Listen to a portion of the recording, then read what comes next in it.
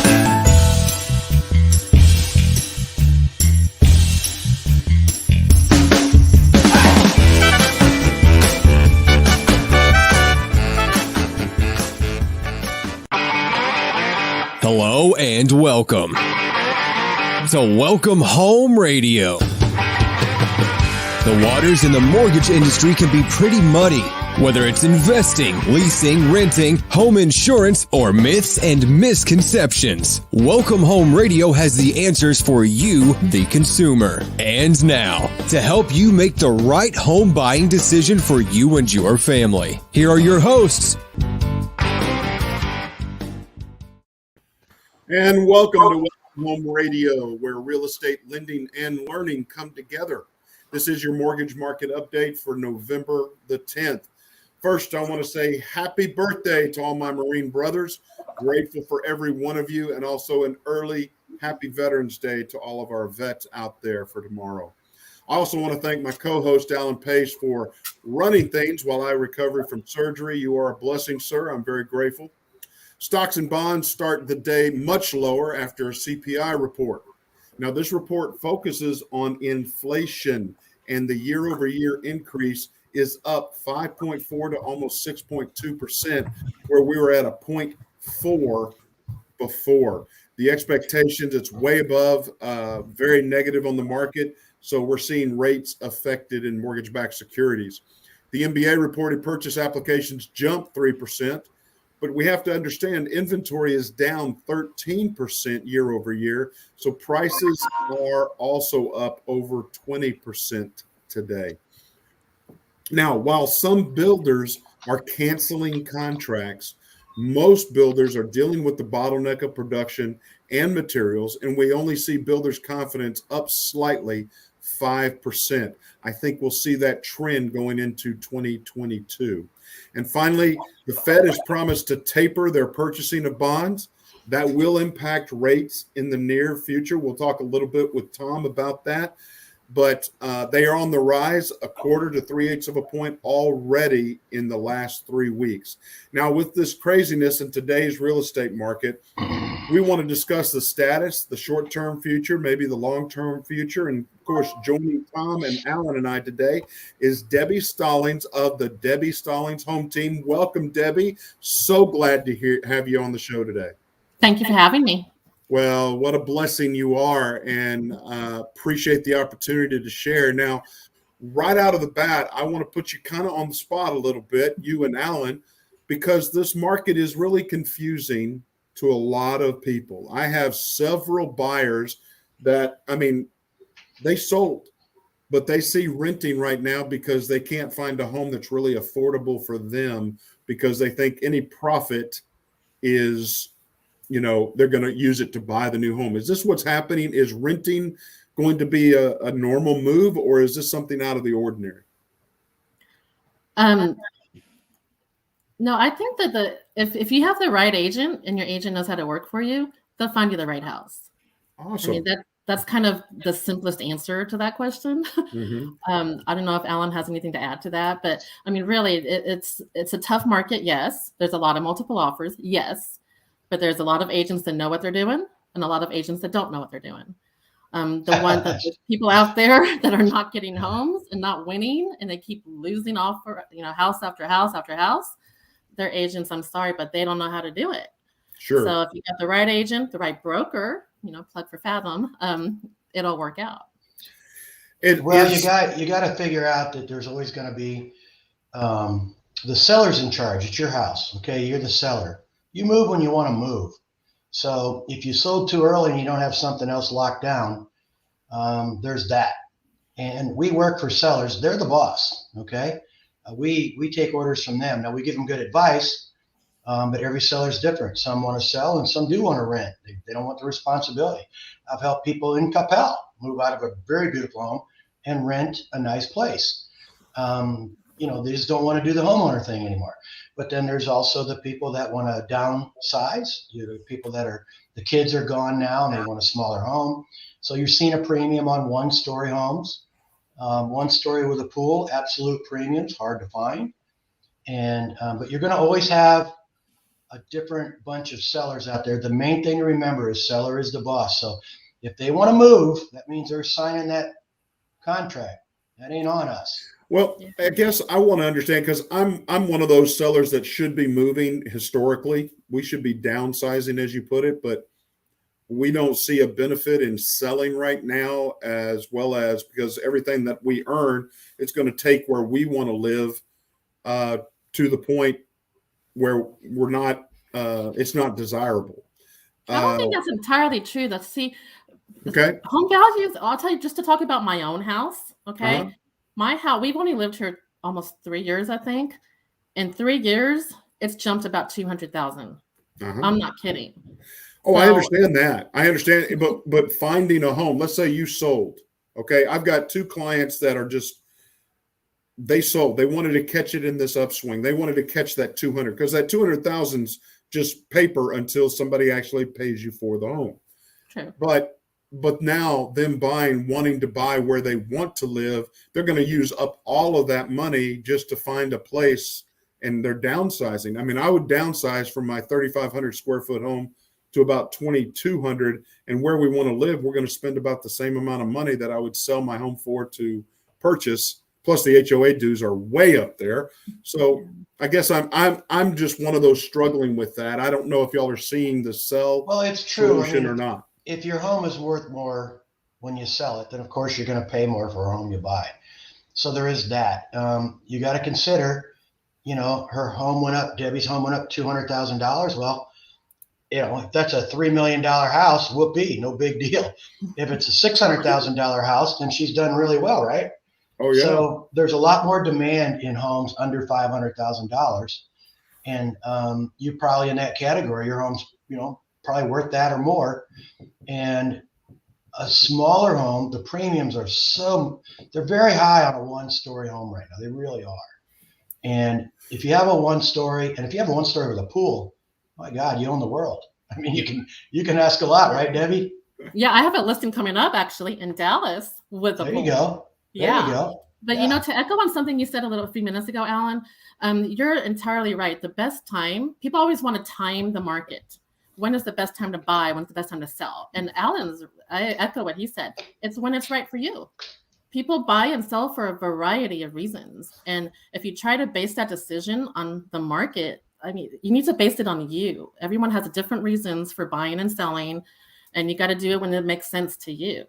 Sure. And again, I understand. I'm just trying. I've got clients, people that are listening. Want to thank David Tanner. I appreciate, coming back here, being back. But I want to get to some really market analysis or market understanding with you, Debbie, because you're on this front street where people are, hey, do I sell? Do I buy?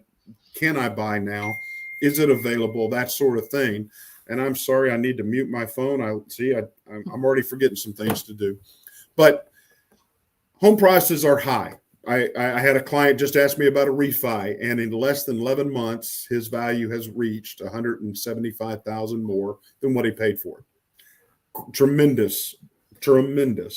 But is it going to refi because the rate's going to be higher? He's taking cash out. Those are business decisions that they have to make as they get the options.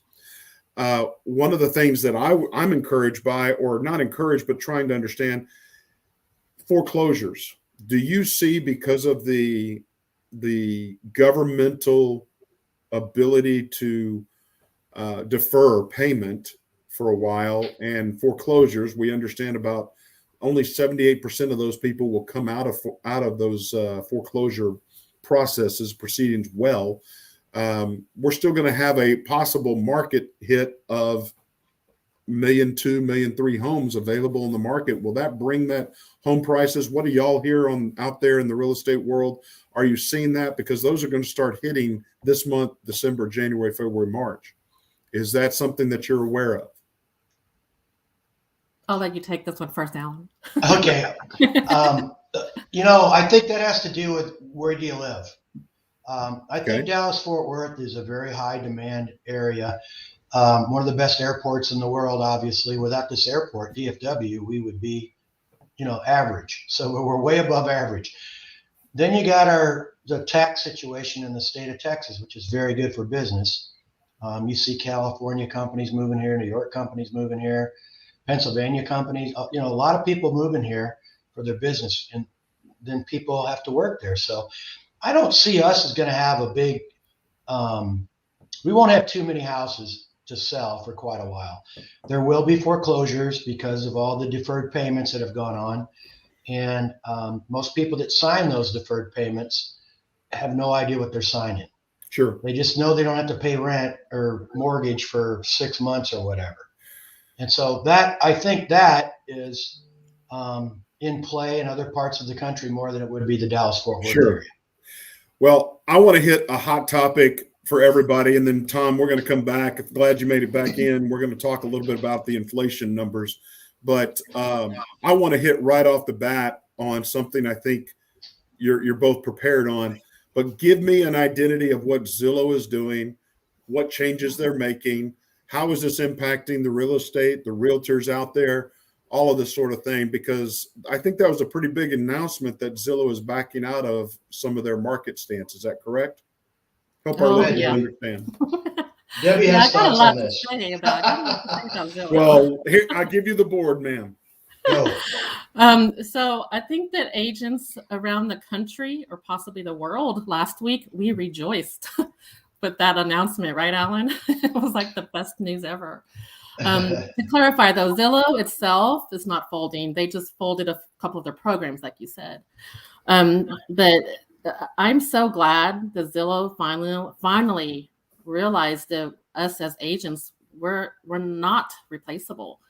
I know that one of my least favorite words to hear from a client, and I know you probably feel the same way too, Alan, is, but Zillow said, my Zestimate is, you guys, guess what? Last week, Zillow said that they're wrong.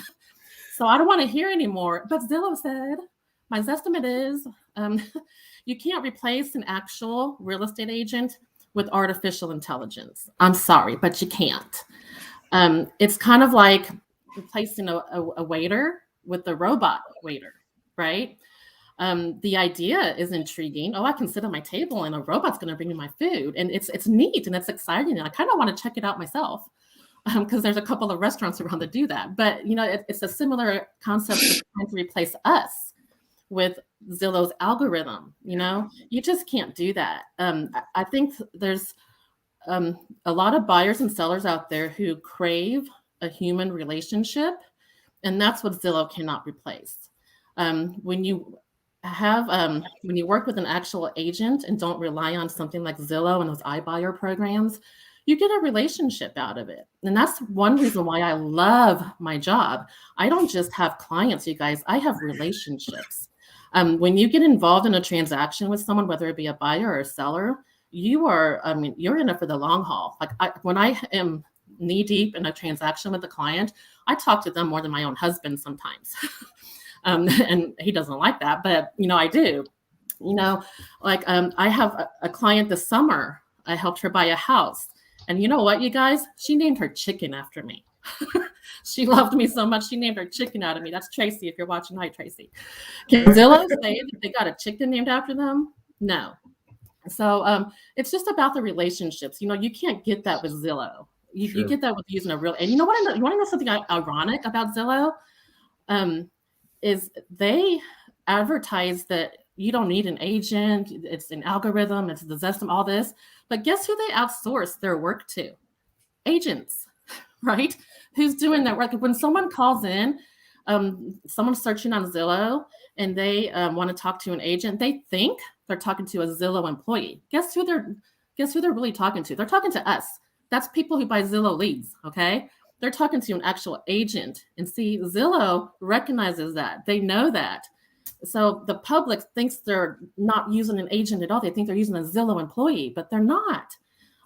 It's just, I'm just so over it with Zillow making the public think we are replaceable, because we are not. There is a reason for us. Our jobs are very, very worthy. And that's my soapbox. I could go on and on and on, but I want to give Alan a chance to talk to me. I all your points are good ones. That said, Zillow is not buying and selling homes anymore. True. But Zillow has established Kleenex.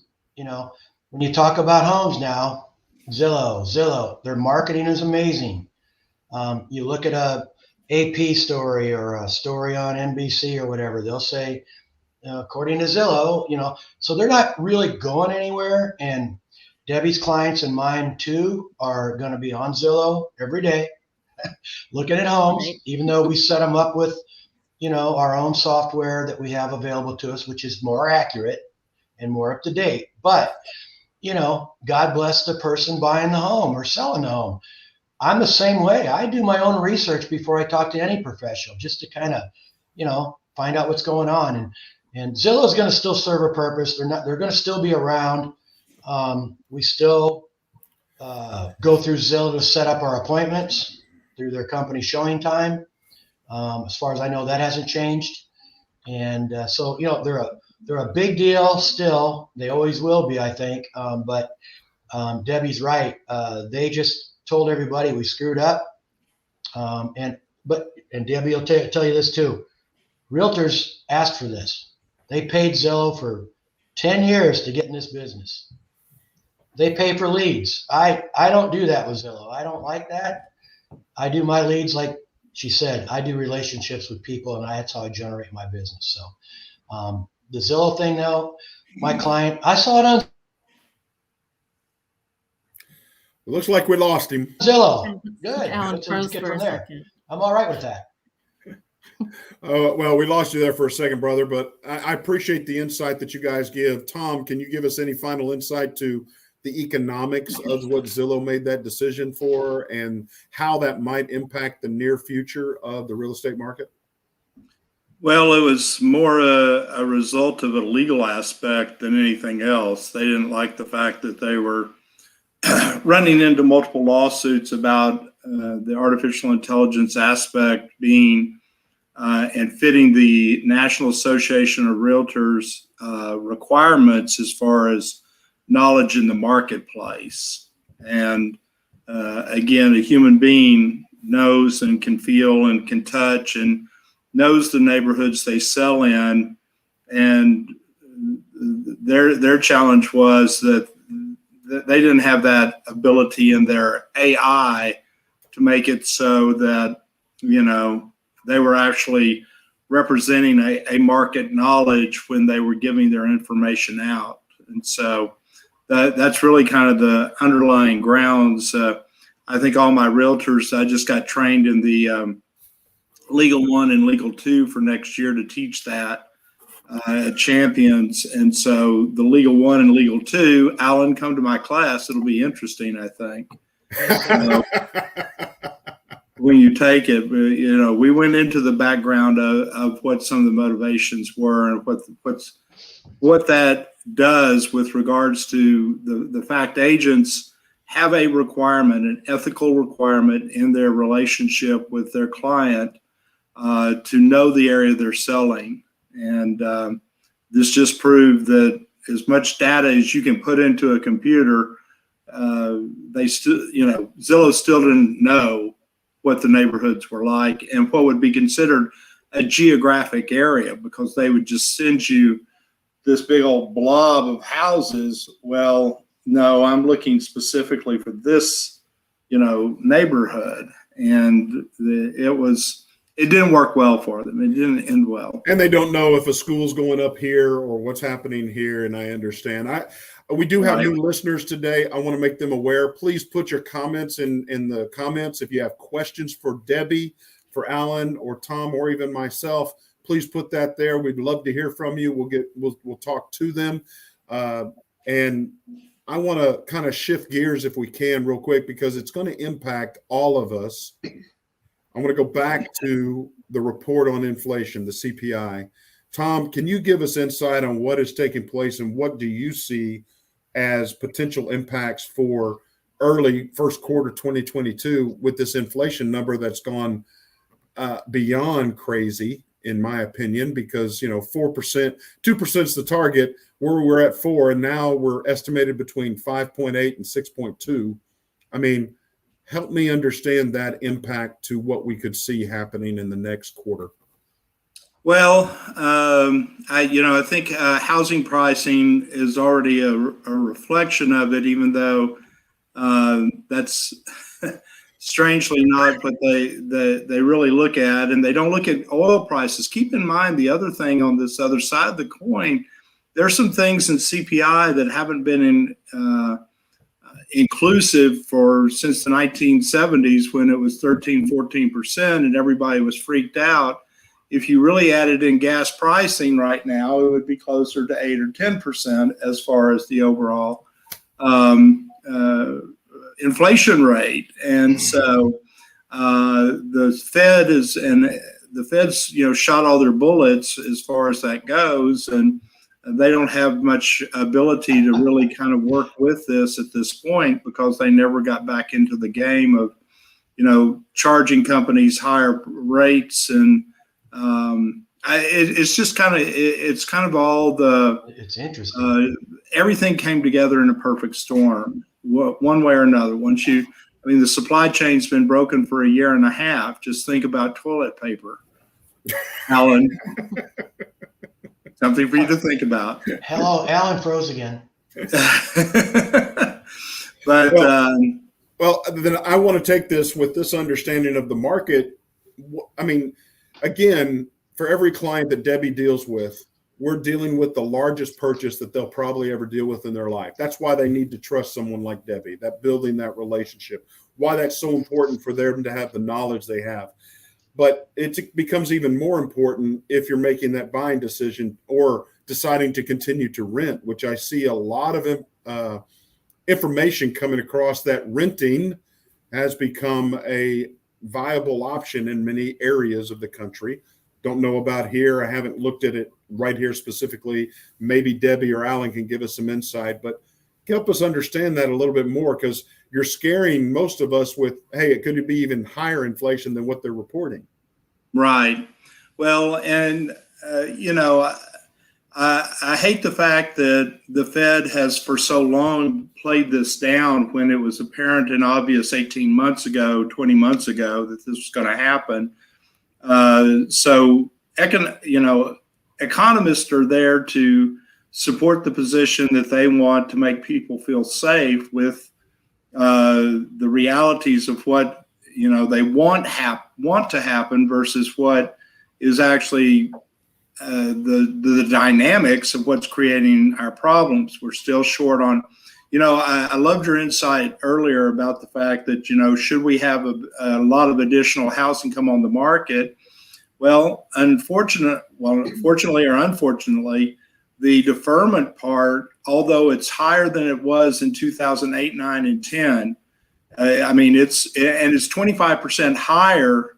We're in a higher default rate than we were pre-2008, 9, and 10. Wow. We're a higher default rate than ever before. And yet the fact is that because those homes have inflated so much in pricing, you may see people to the point where, well, I better go ahead and sell it, because this amount that's being deferred onto my loan can create negative amortization. And essentially, if you don't make your payments for 12 or 18 months, you've agreed to put a sizable amount against your house that's still accumulating interest, because the investor said, well, we'll do this, but we can't do this free. We've got to do this with, receiving the fine print, right? The fine print, exactly. Well, then I want to take this understanding with what you just said. I want to go back to Debbie. Debbie, you get a gist of, and I get a very good sense that you are a very personal person, and I'm sure you teach that and train that. So give us a feeling of who Debbie is and the Debbie Stallings home team, and how people can talk with you, or why you're doing, and you say you love it. Why do you get to do what you do? So please share with us that information. So yeah, I'm a team leader. And just to explain to those watching who don't really understand what a real estate team is, because I had someone the other day ask me if I started my own brokerage. No, I still am under Fathom. So when you are a real estate agent, you either work as a solo agent or you're on a team. And I was, like Alan, he does solo. And I was a solo agent for many years as well before I started my own team this past year. But I started when you're on a team, the reason I started my team is because I really enjoy, I'm very sociable, like you said. I enjoy teaching. Before I got into real estate, I was actually a college professor for a little bit. So I really enjoy sharing my knowledge. I'm someone that when I know something, I don't like to hang on to it. I want to share it with the world. That's just me. I love sharing what I know. And so I wanted to, I'm one of Fathom's mentors. I train new agents, and I wanted to kind of take that a little bit further. And so I decided to start my team. And so on the team, presently I have 6 agents on my team, and I'm going to be possibly adding more after the first of the year. But so when you're on a team, there's support, there's leadership, there's sharing of ideas, there's teamwork. Together everyone achieves more. I love that motto. So like one thing I struggled with sometimes, being just a solo agent, was when you're really busy, sometimes there's some clients you just can't get to. And there's leads you might be getting and you just can't get to them all. So when you're on a team, you get help with that. And if there's one of my team members who has a client who wants to see a house, but they're busy doing whatever, well, you call up your teammate, but there's so many benefits to being on a team, and one Debbie, thing, if I could, click on your comment section. You have private chat up there. Click on the comment section. I think you're going to find some of your teammates are already identifying and I didn't see all this on here. Oh, wow. So. I didn't know these comments were on here. So we definitely get that sense of your teaching ability and leadership, as well as. Oh, hi, Dolly. I see Dolly on there. Dolly, can I give a shout out to Dolly? She's so wonderful. She's one of my clients, but she's also my friend. She started out as she's a good example of a relationship right there. So she started out as a client, started out actually not even as a client. I think I did a few CMAs for her for the neighborhood. I used to live in her neighborhood. But she has become a good friend of mine. And see, that relationship would not be there if she had gone to Zillow. Sure. I just have to say that. So hi, Dolly. Okay, we knocked that off now. Well, we're excited. How can they get in touch with you or your team to I'm glad you said that. Look, you guys. Oh, here we go. So one thing, I'm really big on social media. I have a Facebook page, at Debbie Stallings Realtor. I have an Instagram page. Here's my phone number. I didn't have that on a writer, so I just printed it out. That's awesome. That's also, awesome. Here's one more. Hashtag Debbie Stallings Realtor. There you go. Now, who are all your agents, if you don't mind sharing those names as well? I have Nikki Ferris is on my team. Nikki is the first one that I teamed up with. Nikki actually is part of one of probably the big driving force behind why I started the team, because she started out as a somewhat newish agent that I started helping her in the pandemic year, 2020, that big year. So she kind of got me really, really enjoying helping others. So I have Nikki on my team. Then I have Michael, of course, Michael Rodriguez, Marsha Monaco. I have Debbie Ford. I have Kristen Stout, and also Carrie Thresher. And I'm going to be adding a few more after the first of the year. But what I do a little bit differently than some other teams is I have agents strategically placed all around the Metroplex. There's some teams that they work in just one area because they specialize in that, and that's great. But I get leads from all over.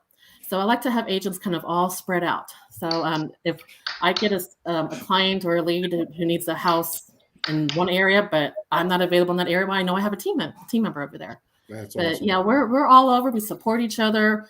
I teach what I can, and we learn from each other too. I recognize that I'm not the only one that can teach. You can learn a lot from other agents and your other teammates as well.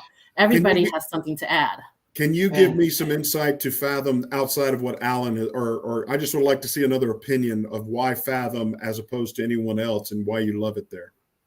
I love Fathom. Yeah, we got to give a plug for Fathom Realty. I will never go to any other brokerage, and you can write that down that I said that. I just Well, by love the way, Fathom. I love Fathom because it's veteran owned. So I'm Yes, all yes. supporting of a veteran. So Yeah. See, one thing I like, so Josh Harley is our CEO. And, if you were an agent who goes to, I've been at Keller Williams, Remax, those big places, their CEO, clueless on who I even was. Okay. And I'm still not even that well known. I'm like, some people know who I am, but Josh a couple weeks ago invited me to lunch. And I have to say that made my day. Our CEO made the time out of his day for little me.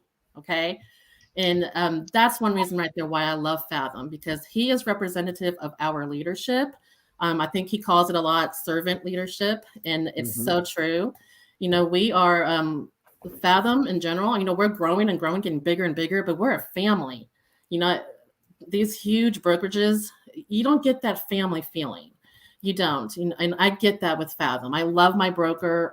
I can't say enough great things about them. There's so much support. There's training, a lot of tech. Like, I can tell you that I love the tech Fathom provides. Okay. There's just so many great things about Fathom. I can't say enough good things. Hey, Blair, while we're here, obviously Debbie has a team, and on the team will be experienced people, not so experienced people. And I know a lot of experienced realtors that have no clue what a DD 214 lender is. So why don't you take a minute and explain that and what you do with the veterans and VA loans and things, and because I'm sure some of the folks that are on the side here on the comment section would love to hear that. Well, what an honor. First off, I have the hat, but a DD 214 is actually what you receive when you are discharged from the military. Any one of the armed forces, Coast Guard, Space Force included, Navy, Air Force, Marines, and Army. And a DD 214 just means that that person's military career is all right there. And that's one of the things we use to do a VA loan. Myself being a veteran, a disabled vet, I love doing, and 63% of my business is VA focus. So I really try to focus on my brothers and sisters in arms. We have unique solutions here at Highlands that allow that, all the way up to construction loans that I can do VA. But the personal touch, as Debbie said, about being able to identify with a client, being able to understand how to set up their income, being able to communicate how a VA loan is able to be done, and understanding the guidelines. Hey, I can dismiss your spouse's income, which most people don't understand that they can get rid of that if you're able to show income for that, and only have the pure veteran by themselves buying the home. I've done several of those, but the bottom line is I'm here to help veterans across Texas. We have over 100,000 a year moving to Texas, and it continues to grow, not shrink. We are the second largest state of veterans and the number one state for female veterans. And so, again, understanding that community, understanding those services and opportunities here. We have a lot of veterans coming from the Northeast and the West Coast that need help, desire help, and want to come here to buy. So DD 214 alumni lender just allows me to identify myself, as well as understand that, hey, I know what those people are going through. Now, doesn't mean I just do those. I have FHA, conventional, USDA, down payment assistance, doctor loans, as well as bank statement loans. But the bottom line is I try to focus in my community of service. My community heart is really with the veterans. So I appreciate that, Alan. Thank you.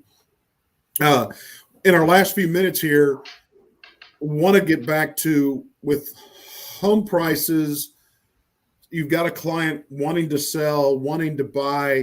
What insight can we give to people that are on here that we can help them? Like you said, okay, it's decisional. It's up to you. You're in control. But hey, this is a great time to sell.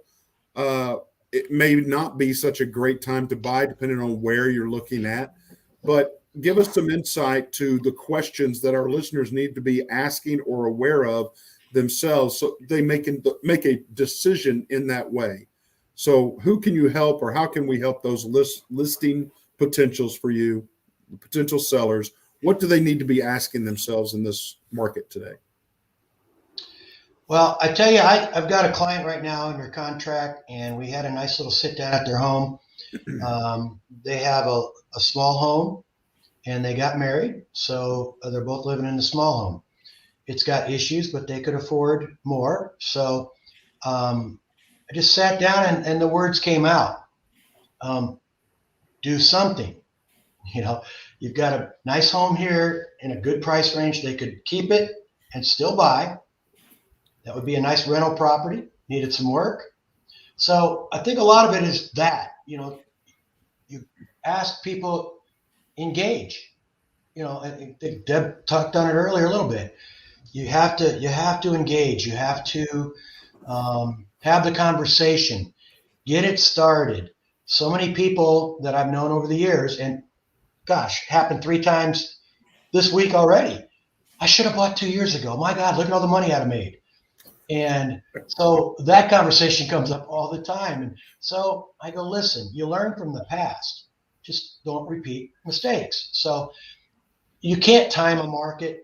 It's hard to do that, and most people can't do that. But if you're going to buy a home and you're going to live in that home, you're going to appreciate eventually.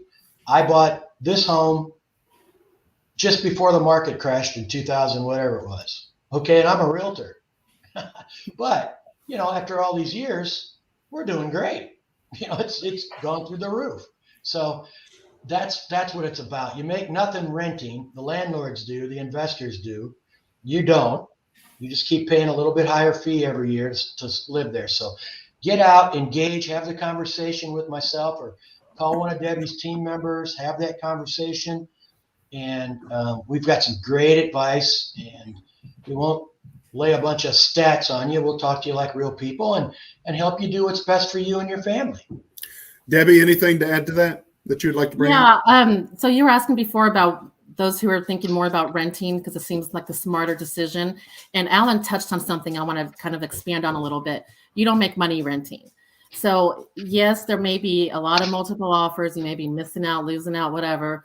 But if you decide to rent instead, you're paying your landlord's mortgage, not yours. You're not building equity. You're throwing away that money. $2,000 a month rent is what math is that? 24,000. I'm not a lender. I can't do math in my head.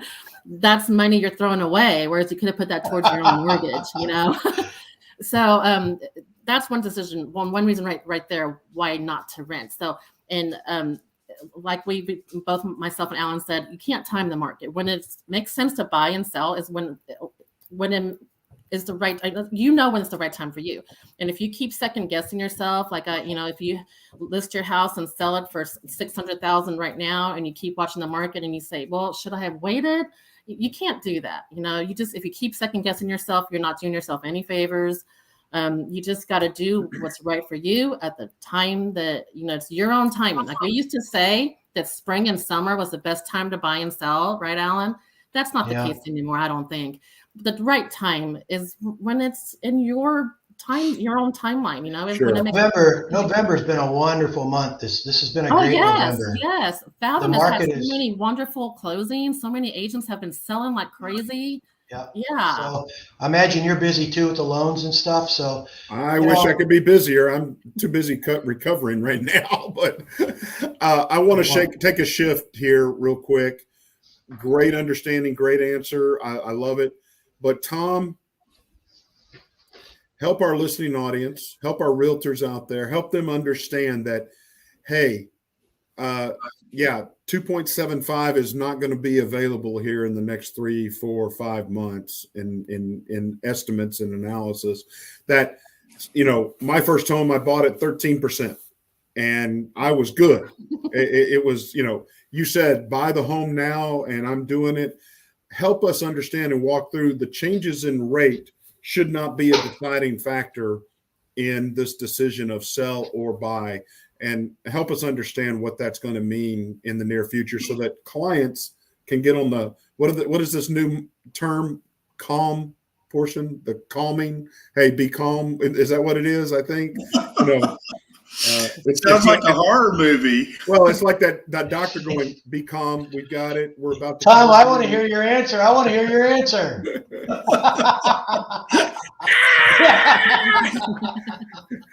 When Abe Lincoln is upside down, we'll know. We know everything's going badly. The old 2.75 calm question. Let's go. Yeah, there is a 1-800 calm called Calm. It works too, people. I call it every week. Debbie's going, make them leave. I'm just listening. Debbie and Alan, though, both, as far as that school, it's to buy when it is time for you, when it's the right time for you. I can't emphasize that enough. Blair made the, I guess I'm a little bit older than Blair, and the fact that, my interest rates on my first house were 15%. So, I caught it at a great time. Yeah, you caught it at a low ebb. You're a smart guy there. But the reality is that, rates will go up and down. It's whether or not you can afford the payment. Try not to force yourself into a situation where, you've got HOAs that are climbing dramatically, and you see that really eating your lunch sometimes more so than the insurance. But know that insurance and taxes will go up. Your value's going up, so your appraisal will accordingly drag your taxes up. But insurance is the thing probably to be more worried about today than just about anything else, because these big companies, Liberty, all those companies are out there, and see, I know, okay. The doctor is a note. But the reality is that our insurance, just on my rental houses, I've seen across the board 10 to 20% increases this year. So that is something that we have to have an awareness of. In addition to HOA, in addition to taxes, you can get a fixed rate at 3%. That's great, but you don't want to get right at the top of what you can afford unless you're in a position where you're going to be making a lot more money you can dedicate to that payment. So these are, again, things that come into the forethoughts that I tell people that if it's right for you now, make sure it's going to be right for you into the future as well, because you're going to be living with those payments, not just today, but tomorrow. Yep.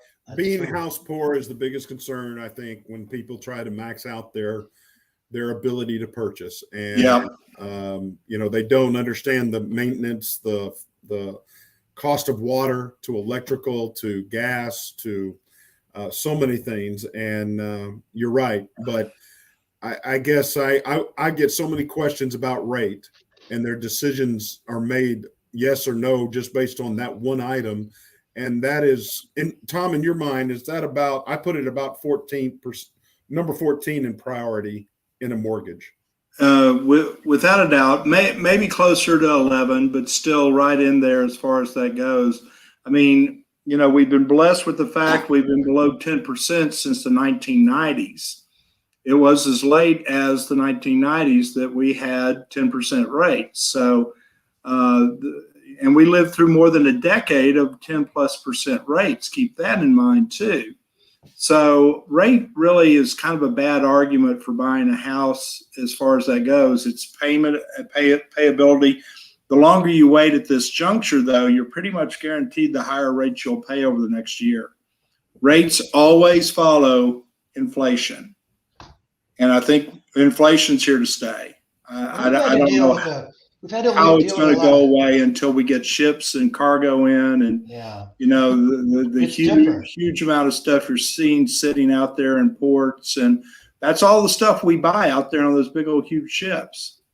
And if you've ever been down to a port and you stood next to one, you go, how can we buy this much crap? But I mean, Amazon proved it. Somebody's buying something. yeah. I mean, I know. like a weight bench. Yeah. I'll go to Craigslist later and see that listed, my friend. You know, when COVID hit a year ago in May or in March, you couldn't find one of these. They were non-existent. They were just gone. You couldn't Amazon it. You couldn't nothing. And the ones you could get were way expensive. So it's a different time right now. You've got 30-year-old millennials that are in debt still, even though millennials are driving the market. I read something where 37%. That's a big deal now. And, but I know so many people in their mid-30s to, mid-20s to mid-30s that are in debt, just coming out of school. It's different than when we were doing it. So then you have all this other stuff going on. It's a different time, but I feel blessed that we're in Dallas-Fort Worth because I love this market. I know Debbie loves this market. And Yes, this is going to continue to be a very strong market, in my opinion. And I agree. I think our inventory is going to remain a little tight. Well, guys, I think we've had a wonderful discussion. Debbie, I'm going to give you the last word before we say our goodbyes here. What would you like to further share about whether it's real estate, your team, or just a shout out to somebody? It is yours. Please take it away. Oh gosh, you're putting me on the spot now. Or what's for lunch? Probably have lunch with my husband. Oh, there you go. Hello to my husband. Can I say hi to him? He's he's my biggest fan, my biggest supporter. There you go. No, I mean, I'm kind of stuck on the high the high interest rates. I'm kind of stuck on that. I can't believe how high rates were. Like we were watching Ghostbusters the other night, and there's a scene where they're talking about a mortgage, and it's like 19%. Wow, I know. So it's just crazy to think how far we've come. The real estate market, it is booming. It really is. I don't see any signs of us slowing down. We still have low inventory. We do. That's why it's November, and we are still selling houses like crazy because they come on the market and everyone flocks to them. So yeah, it's. You just opened up another question that I need to ask Tom because it's the same thing I hear about interest rates. I do a credit class, a credit education course for people to come out. Since I did bankruptcy, I learned how to work with my credit score and what I needed to do. But I would find it very interesting if people know how much interest rate they're paying on their credit cards when they roll over and don't pay it all off at once. Because if you're shocked about 19%, credit cards average, Tom, correct me if I'm wrong, but 17 to 24% on the average. I do. And people have no problem charging and then letting it roll over and paying that extra. And they dig themselves a hole. And for that $4,000, they actually pay about $6,500. And they never understand that. But yet we can beat up and talk about interest rates now on a mortgage just because we're open and honest. We want to tell you, we're by law, we have to tell you. I don't think people look at their credit cards, do they, Tom, to see where the interest rates are or read the fine print? It's kind of surprising with the automated deal. It used to be you get a payment coupon sent to your house, and then they went to the point where that disclosure had all the data in there with regards to if you make the minimum payment, it'll take you 26 and a half years. Or if you make this additional payment, you can pay it off in 5 years. They were required by law to make that amendment. Nowadays, people set up their computers to say, I'll make the minimum payment, or I'll make the minimum payment plus 5%. They don't ever go back in and revisit how much balance am I running here, so that they actually physically know the dollars that they owe. And that's what the challenge is with the automation piece, that the law improved the way credit card companies at least had to tell you, but we've made it so easy to just say, well, I'm fine with the minimum. That's the shocker when you end up, well, why is it still taking me so long to pay off that couch at Ashley so that I bought for $2,000? Now it's cost me $4,000. Yep. That's the same thing with student loans. I have to just say that real quick. And I'm guilty of that myself. I learned the hard way what you're saying. It's the same thing with student. I owe more now on my student loans than they actually were 20 years ago. Wow. It's crazy. People don't understand. They're not educated, in the very young ages about it. And Yeah. Well, Debbie, I just want to thank you so much for taking time today. I have really enjoyed getting to visit with you, hearing more about. I look forward to possibly meeting your team. I am going to meet one of your team members here shortly, but so grateful for you taking time. There you go. Put it up there. Thank you again. I'm Blair Thomas. I'm Tom Holm. And I'm Alan Pace. God bless, and happy birthday, Marines, and happy Veterans Day to all those veterans out there. Thank you.